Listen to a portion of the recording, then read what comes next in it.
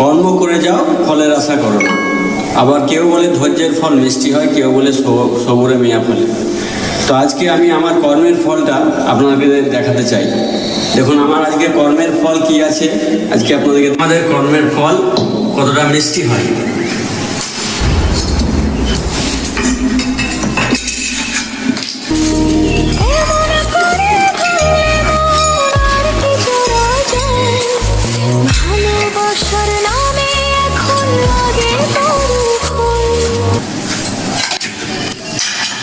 এটা আমাদের সবই কর্মের ফল।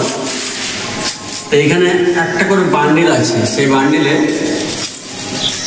3টে করে নোট আছে, 3টে করে নোট আছে। তো আমরা আজকে শুধু একটা বান্ডিল গুনবো, তারপরে দেখবো আমাদের কর্মের ফল কেমন হয়। ফলটা পাকতে দিতে পারলাম না একটু অসুবিধার কারণে, তাই কাঁচাতেই ফেলেছিলাম। দেখুন, তো এই পরিশ্রমের ফল আমাদের সপ্তাহে 3টে করে নোট করা আছে।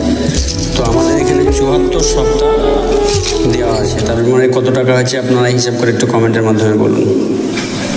তো বন্ধুরা, প্রত্যেক সপ্তাহে প্রত্যেক বৃহস্পতিবার আমার কর্মের ফল 1500 টাকা করে রাখতাম।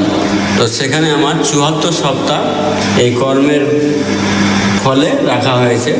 তো তোমরা গেস্ট করে বলো, এখানে কমেন্ট করে বলো এখানে কতটা হতে পারে।